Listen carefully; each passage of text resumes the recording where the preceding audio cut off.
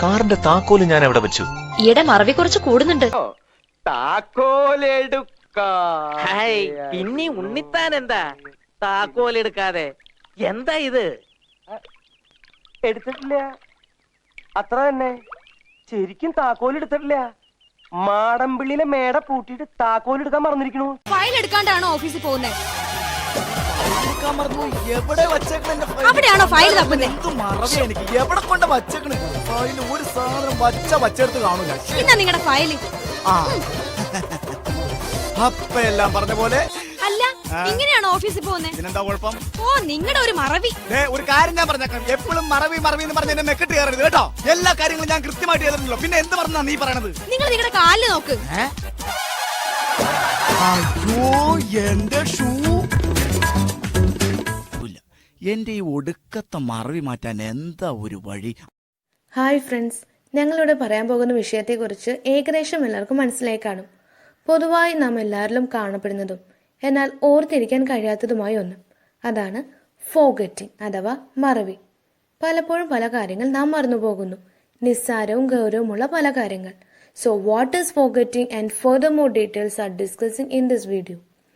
According to Greek philosopher Aristotle, forgetting is fading of original experiences with passage of time which arises due to disuse. ഉപയോഗിക്കാതിരിക്കും തോറും ഉപയോഗശൂന്യമാകുന്ന ഒന്നുപോലെ കാലക്രമേണയുള്ള യഥാർത്ഥ അനുഭവങ്ങളുടെ മങ്ങലാണ് മറവി എന്നാണ് ഗ്രീക്ക് തത്വചിന്തകൻ അരിസ്റ്റോട്ടിൽ പറയുന്നത്. Forgetting is the loss of ability to recall or recognize something learned earlier. It is the failure of the individual to revive in consciousness an idea or group of ideas without the help of original stimulus. നേരത്തെ പഠിച്ച എന്തെങ്കിലും തിരിച്ചു വിളിക്കാനോ തിരിച്ചറിയാനോ ഉള്ള കഴിവ് നഷ്ടപ്പെടുന്നതിനെയാണ് മറവി എന്ന് പറയുന്നത്. യഥാർത്ഥ ഉത്തേജകത്തിന്റെ സഹായമില്ലാതെ ഒരു ആശയത്തെ അല്ലെങ്കിൽ ആശയങ്ങളുടെ കൂട്ടത്തെ പുനരുജ്ജീവിപ്പിക്കുന്നതിനുള്ള വ്യക്തിയുടെ പരാജയമാണിത്. There are two kinds of forgetting. The first one is passive or natural forgetting. In this, there is no intention of forgetting on the part of the individual. For example, we forgot many things with the time lapse. ഒരു വ്യക്തിയുടെ സ്വാഭാവികമായുള്ള മറവിയാണ് ഇതിൽ പറയുന്നത്. സമയം കൂടുന്തോറും ഓർമ്മശക്തി കുറയുന്നു. അതിനാൽ തന്നെ പഠിച്ചുപോയ പല കാര്യങ്ങൾ നമ്മൾ തന്നെ മറന്നുപോകുന്നു. അത്തരത്തിലുള്ള മറവിയെയാണ് passive or natural forgetting എന്ന് പറയുന്നത്. And the second one is active or morbid forgetting. In this, the individual deliberately tries to forget something. For example, we make deliberate effort to forget the bitter experiences of life. ഇതിൽ ഒരു വ്യക്തി സ്വമേധയാ എന്തെങ്കിലും മറക്കാൻ ശ്രമിക്കുന്നു. നമ്മുടെ ജീവിതത്തിൽ വന്നുപോയ പല വേദനാജനകമായ നിമിഷങ്ങൾ, കൈപ്പേറിയ അനുഭവങ്ങൾ, ഇവയൊന്നും തന്നെ നാം ഓർത്തിരിക്കാൻ ആഗ്രഹിക്കുന്നില്ല. അത്തരത്തിൽ ഒരു വ്യക്തി മനഃപൂർവ്വം മറക്കാൻ ശ്രമിക്കുന്നവയെയാണ് ആക്റ്റീവ് ഓർ മോർബിഡ് ഫോർഗെറ്റിംഗ് എന്ന് പറയുന്നത്. So these are to kinds of forgetting, passive or natural forgetting and active or morbid forgetting. Theories of forgetting. മറവി സംഭവിക്കാനുള്ള കാരണങ്ങൾ എന്തെല്ലാം? ഈ ചോദ്യത്തിന് 2 ഉത്തരങ്ങളുണ്ട്. ഒന്നാമതായി, മെമ്മറി എന്നേക്കുമായി അപ്രത്യക്ഷമായിരിക്കുന്നു അഥവാ നശിച്ചിരിക്കുന്നു. രണ്ടാമതായി, ചില കാരണങ്ങൾ കൊണ്ട് മെമ്മറി ഓർത്തെടുക്കാൻ സാധിക്കുന്നില്ല. ഈ 2 ഉത്തരങ്ങളും സംഗ്രഹിച്ചാൽ തിയറീസ് ഓഫ് ഫോർഗെറ്റിംഗിനെ കുറിച്ചുള്ള രൂപം ലഭിക്കുന്നു. നമുക്ക് 2 തരം മെമ്മറിയുണ്ട്, short term memory and long term memory. Short term മെമ്മറിയിൽ മറവി സംഭവിക്കുന്നത് ട്രേസ് ഡീകേ തിയറി ഉപയോഗിച്ച് വിശദീകരിക്കാം. ലോങ് ടേം മെമ്മറിയിൽ മറവി സംഭവിക്കുന്നത് retrieval failure theory, motivated forgetting and interference theory എന്നിവ ഉപയോഗിച്ച് മനസ്സിലാക്കാം. Trace decay theory. It states that forgetting occurs as a result of automatic decay or fading of memory trace. It focuses on time. Short term മെമ്മറിയിൽ മറവി സംഭവിക്കുന്നത് യാന്ത്രികമായിട്ടുള്ള ഓർമ്മയുടെ മങ്ങൽ കൊണ്ടാകുന്നു. അതായത് കുറച്ച് സമയത്തിനു ശേഷം വിവരങ്ങൾ ഷോർട്ട് ടേം മെമ്മറിയിൽ നിന്നും മങ്ങുന്നു അല്ലെങ്കിൽ ക്ഷയിക്കുന്നു. Based on assumption that memory is stored as a physical or chemical trace in brain. Trace decay theory അനുസരിച്ച് ഓരോ മെമ്മറി രൂപപ്പെടുമ്പോഴും തലച്ചോറിൽ ശാരീരികവും രാസപരവുമായ മാറ്റങ്ങൾക്ക് കാരണമാകുന്നു. ഷോർട്ട് ടേം മെമ്മറിയിൽ വിവരങ്ങൾ കുറച്ചു സെക്കൻഡുകൾ മാത്രമേ നീണ്ടു നിൽക്കുന്നുള്ളൂ. ഓർമ്മകൾ ഇടയ്ക്കിടയ്ക്ക് പുതുക്കിയില്ലെങ്കിൽ, അതായത് റിഹേഴ്സ് ചെയ്തില്ലെങ്കിൽ ആ മെമ്മറി നഷ്ടപ്പെടുന്നു. We forget because memory traces fades over time due to misuse. ഒരു മെമ്മറി രൂപപ്പെട്ടതിനു ശേഷം അത് ഓർത്തെടുക്കുന്നതിനിടയിലുള്ള സമയമാണ് ആ വിവരം മെമ്മറിയിൽ സൂക്ഷിക്കണോ വേണ്ടയോ എന്ന് തീരുമാനിക്കുന്നത്. ഒരുപാട് നാൾ ആ വിവരം ഓർത്തെടുക്കാതിരുന്നാൽ അല്ലെങ്കിൽ ഉപയോഗിക്കാതിരുന്നാൽ ആ മെമ്മറി നഷ്ടപ്പെട്ടു പോകുന്നു. ഉദാഹരണത്തിന്, ഇന്ന് ക്ലാസ്സിൽ ഒരു വിഷയത്തെക്കുറിച്ച് അധ്യാപകൻ വിദ്യാർത്ഥികളെ പഠിപ്പിക്കുന്നു. അതിനുശേഷം അവരോട് ചോദ്യങ്ങൾ ചോദിക്കുന്നു.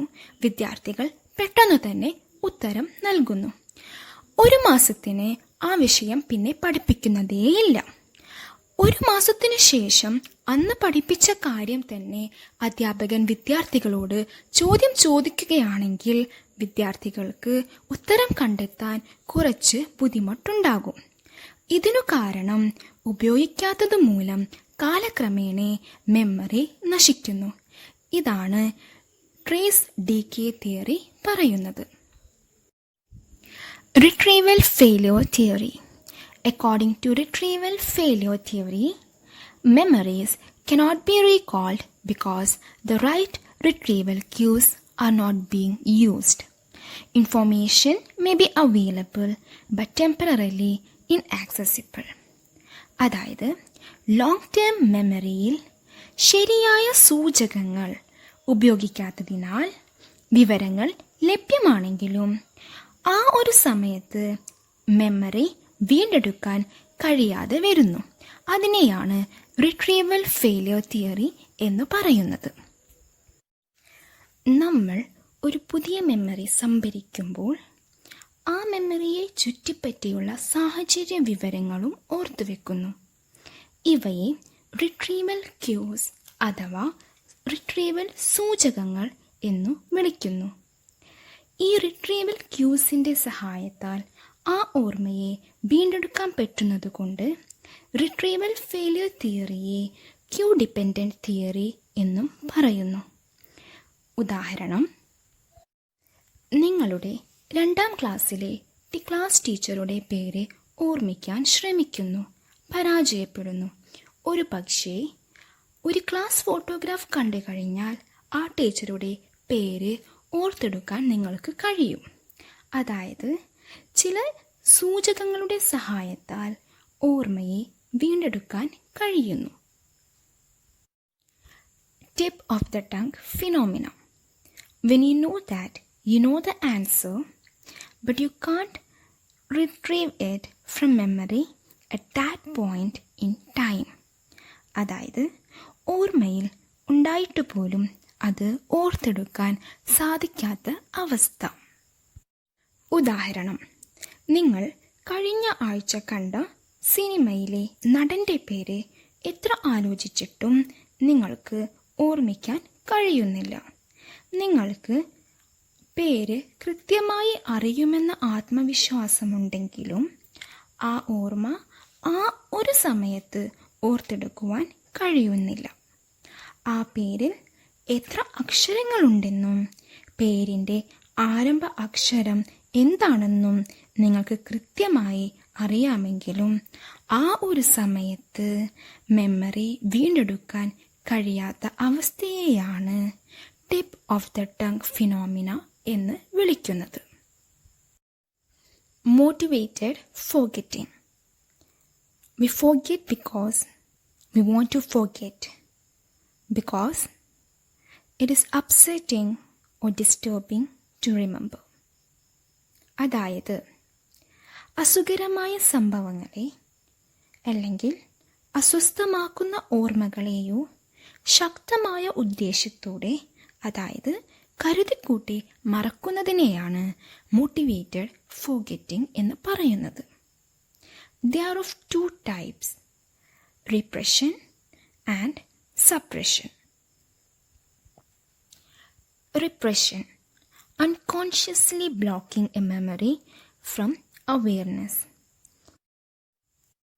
അതായത് അബോധാവസ്ഥയിൽ അസ്വസ്ഥമാക്കുന്ന ഓർമ്മകളെ മറക്കുക. ഉദാഹരണത്തിന്, വളരെ ചെറിയ പ്രായത്തിൽ ഒരു കൊലപാതകത്തിനു സാക്ഷിയാകേണ്ടി വന്ന ഒരു കുട്ടിക്ക് വർഷങ്ങൾക്കു ശേഷം ആ സംഭവം ഓർമ്മിക്കാൻ കഴിഞ്ഞു എന്ന് വരില്ല. എന്നിരുന്നാലും ഈ ഓർമ്മകൾ ബന്ധങ്ങൾ രൂപീകരിക്കുന്നതിൽ പ്രയാസമുണ്ടാക്കുന്നതിലൂടെ ആ വ്യക്തിയുടെ പെരുമാറ്റത്തെ തന്നെ ബാധിച്ചേക്കാം. Suppression, deliberately block A memory. അതായത് ബോധപൂർവം ചില ചിന്തകളോ ഓർമ്മകളോ മറക്കുക. ഉദാഹരണത്തിന്, തൻ്റെ പ്രിയതമയെ നഷ്ടപ്പെട്ട ഒരു വ്യക്തി അവൾ ഉപയോഗിച്ചിരുന്ന വസ്തുക്കളെയും മുറിയെയും മനഃപൂർവ്വം ഒഴിവാക്കി തൻ്റെ ജോലിയിൽ മാത്രം മുഴുകുന്നു. അങ്ങനെ ആ ഒറ്റപ്പെടലിൽ നിന്നും മുക്തി നേടുന്നു. ഇതിലൂടെ വേദനാജനകമായ അല്ലെങ്കിൽ അനാവശ്യ ചിന്തകളെ മറക്കാൻ അയാൾ ശ്രമിക്കുന്നു. Interference. McGeoch, the famous psychologist, in 1932 argued that interference is the major factor that leads to forgetting. Interference. It is a phenomena by which recall is hindered because of the other information in memory, which blocks the information to be remembered. മെമ്മറിയിലെ മറ്റു സാമാന്യ വിവരങ്ങൾ കാരണം ഓർമ്മ തടസ്സപ്പെടുന്നതിനെയാണ് ഇൻറ്റർഫിയറൻസ് അഥവാ ഇടപെടൽ എന്ന് പറയുന്നത്.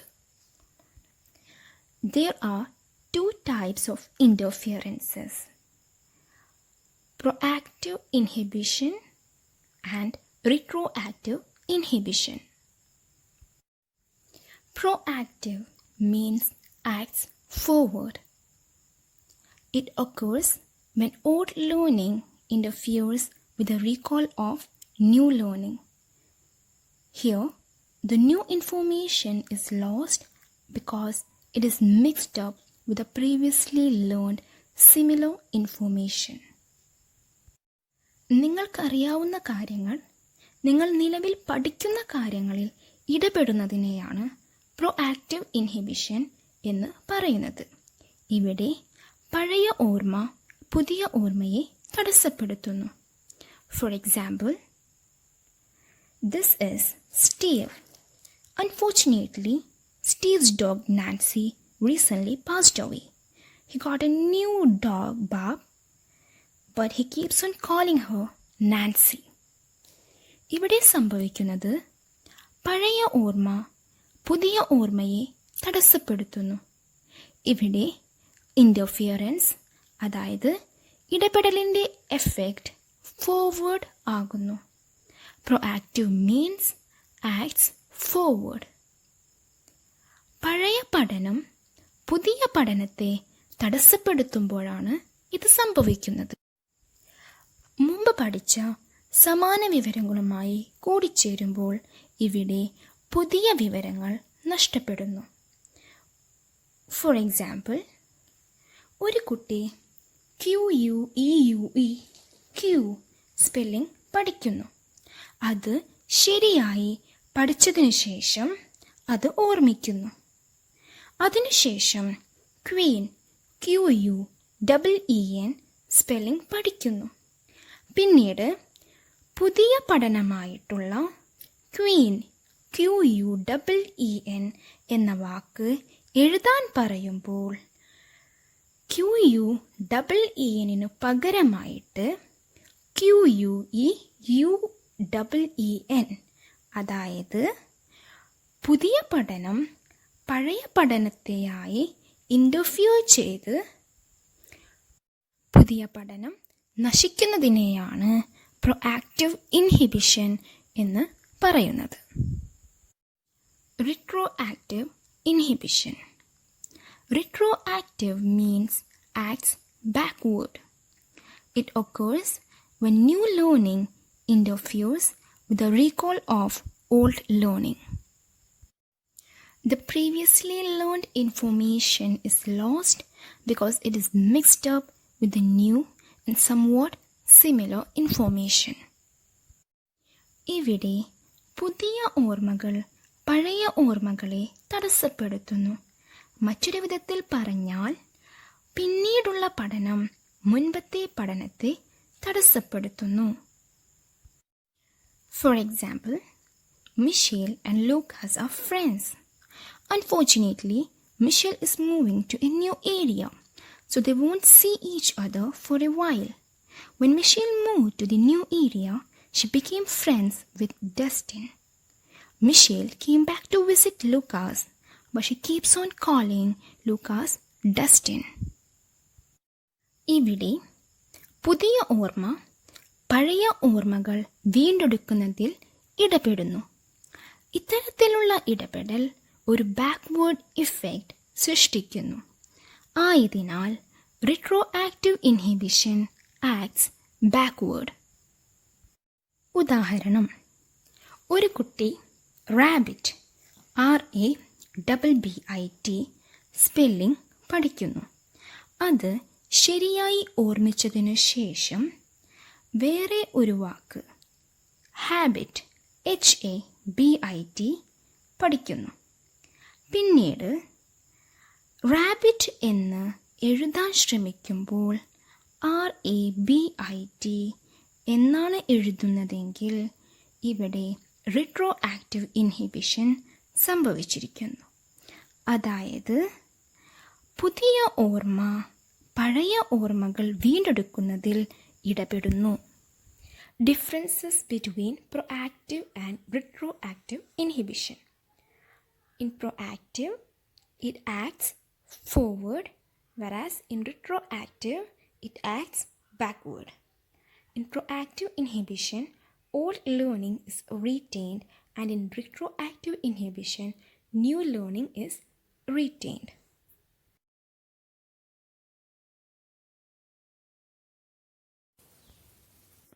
ഇങ്ങനെ മറന്നുപോയി എന്ന് നാം പറയുമ്പോൾ എന്തുകൊണ്ട് മറന്നുപോയി എന്ന് നാം ചിന്തിക്കാറുണ്ടോ? കുറെ മനഃശാസ്ത്ര വിദഗ്ധർ മറവിയുടെ കാരണങ്ങളെപ്പറ്റി വളരെയേറെ സിദ്ധാന്തങ്ങൾ സമർപ്പിച്ചിട്ടുണ്ട്.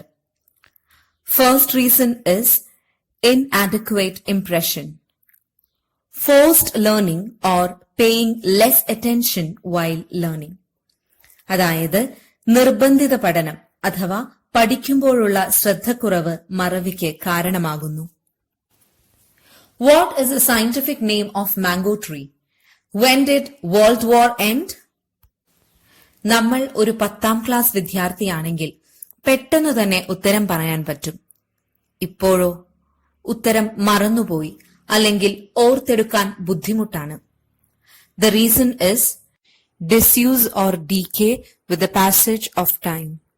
Accumulated knowledge is forgotten if not regularly practiced. അതായത് ശേഖരിച്ച അറിവ് പതിവായ പരിശീലനം ഇല്ലെങ്കിൽ മറന്നുപോകും. Next reason is interference of newly learned materials. ഇതിൽ തന്നെ 2 വിഭാഗം ഉണ്ട്. Retroactive inhibition and proactive inhibition.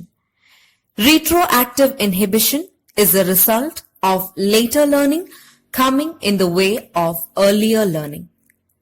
Proactive inhibition occurs when earlier learning interferes with the later learning.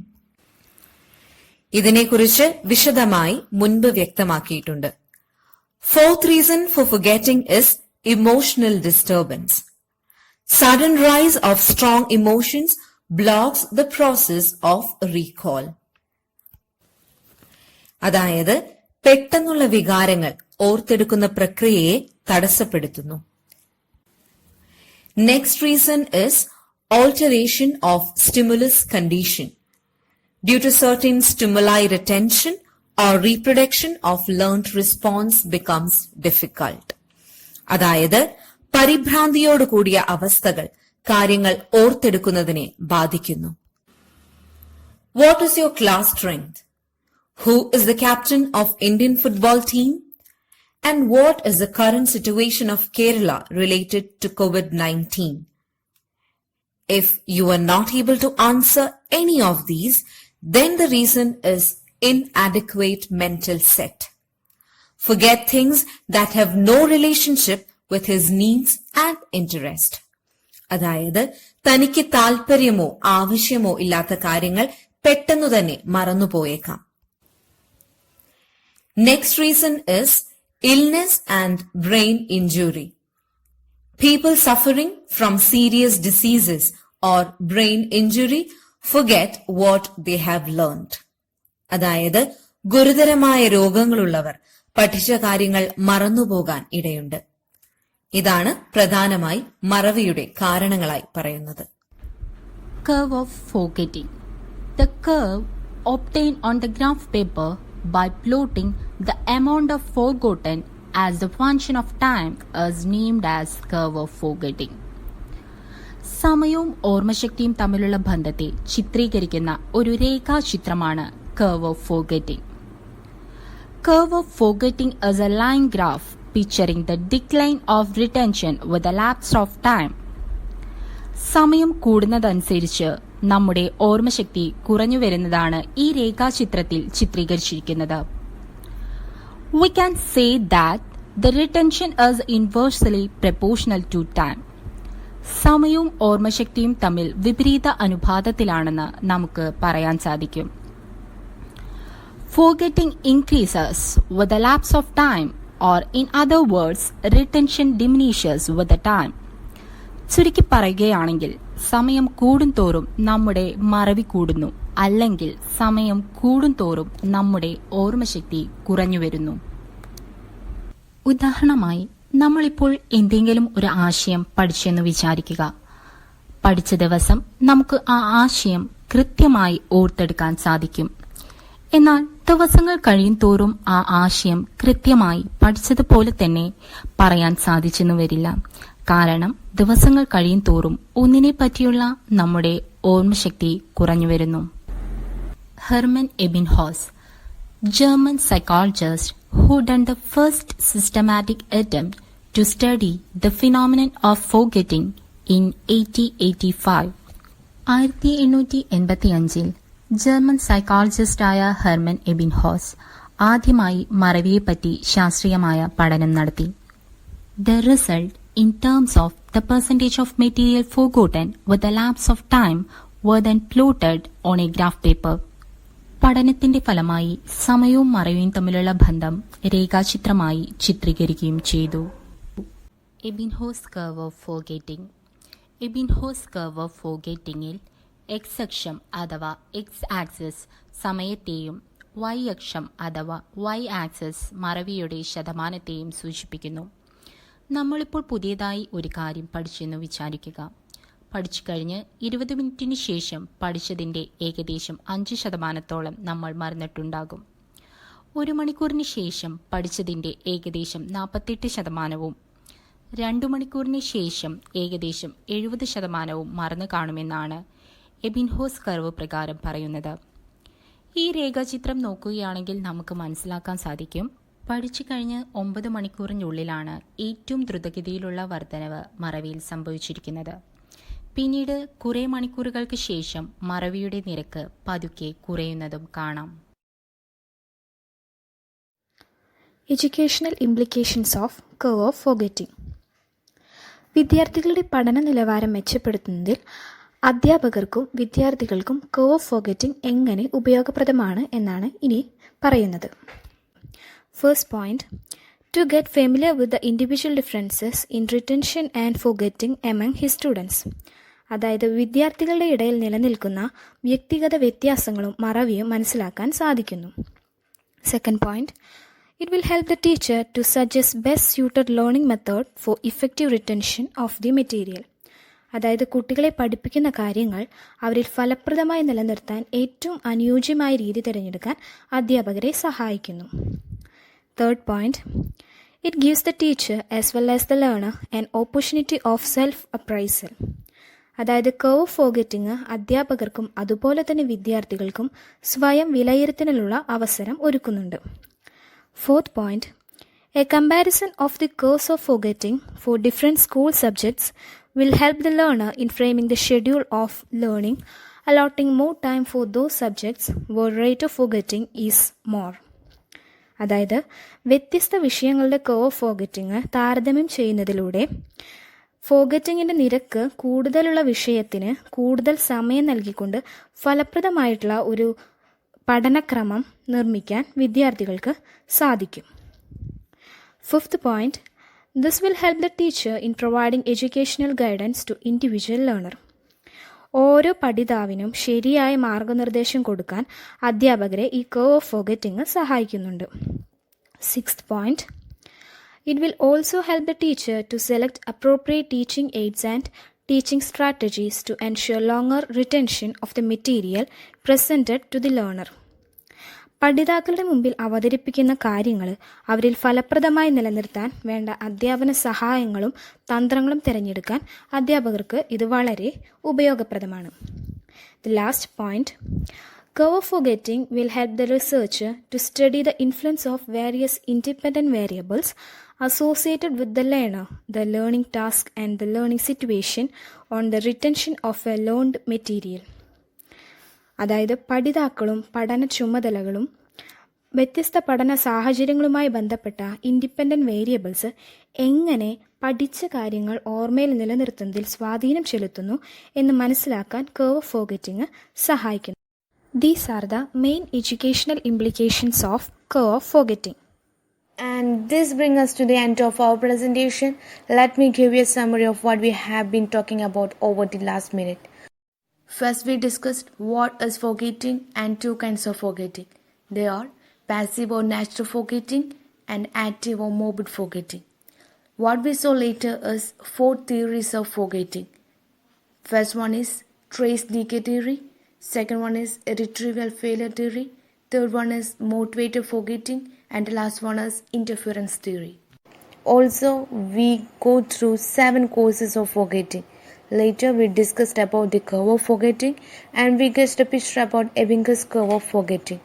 Finally, we go into educational implication of forgetting. We hope you all understand this video, what is forgetting and all about it. So friends, thanks for watching this video. Thank you. Have a nice day.